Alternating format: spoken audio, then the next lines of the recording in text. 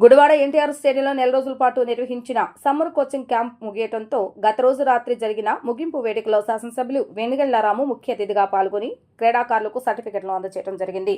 గుడివాడ నడిబొడ్డున అన్న నందమూరి తారక రామారావు ఏ ఆశయంతో ఎన్టీఆర్ స్టేడియాన్ని నిర్మించారో ఆ ఆశయాన్ని కొనసాగించేలా ఉత్తమ క్రీడాకారులు తయారు చేసేలాగా ఎన్టీఆర్ స్టేడియం ఆధ్వర్యంలో క్రీడాకారులకు ఉచిత శిక్షణ అందజేయడం జరుగుతుందని తెలిపారు. యువత చదువులనే కాకుండా ఆటల్లో కూడా రాణించాలని ఉత్తమ క్రీడాకారులకు ప్రభుత్వం స్పోర్ట్స్ కోటాలో ఉద్యోగాలు కూడా అందజేయడం జరుగుతుందని తెలియజేశారు. గెలుపు ఓటముల కోసం కాకుండా జీవిత గమ్యం కోసం క్రీడలను ఎంచుకోవాలని, ఎవరికి ఏ క్రీడలో ఆసక్తి ఉందో ఆ క్రీడపై మక్కువ పెంచుకొని ఉత్తమ శిక్షణ పొంది క్రీడారంగంలో అత్యుత్తమ స్థాయికి వెళ్లాలని ఎమ్మెల్యే రాము తెలిపారు. ఈ కార్యక్రమంలో ఎన్టీఆర్ స్టేడియం సంయుక్త కార్యదర్శి కిలార్పు రంగాప్రసాద్ మరియు ఎన్టీఆర్ స్టేడియం కమిటీ సభ్యులు, క్రీడాకారులు తదితరులు పాల్గొన్నారు. స్టేడియం బాగుందా? ఇంకా బాగా చేసుకున్నాం. ఇంకా స్టేడియం చాలా చక్కగా నీట్ గా చేసుకున్నాం. ఓకేనా? నెక్స్ట్ ఇయర్ కల్లా ఇంకా నీట్ గా చేసుకున్నాం స్టేడియం ని. అందరికీ మిమ్మల్ని అందరినీ చూస్తుంటే నాకు ఎప్పుడు ఉత్సాహంగా ఉంటుంది. భవిష్యత్తు మీదే.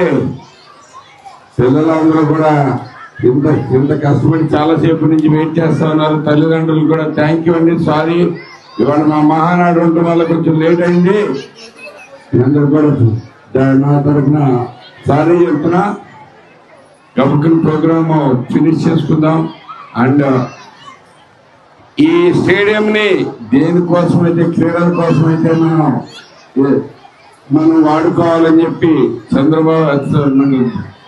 నందమూరి తారక రామారావు గారు కట్టించారు.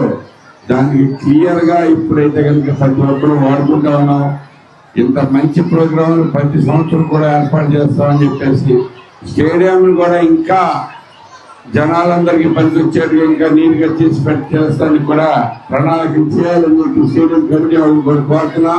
తప్పకుండా మనం అందరం కలిపి ఇంకా అద్భుతమైన స్టేడియం గుడివాడలో ఇంతమంది పిల్లలతో కలకలాడుకోవడం లేదు. చాలా హ్యాపీగా ఉంది. Very proud of you all. And sir కూర్చుని మనం ప్రోగ్రామ్ తొందరగా కంప్లీట్ చేసుకున్నాం. Thank you.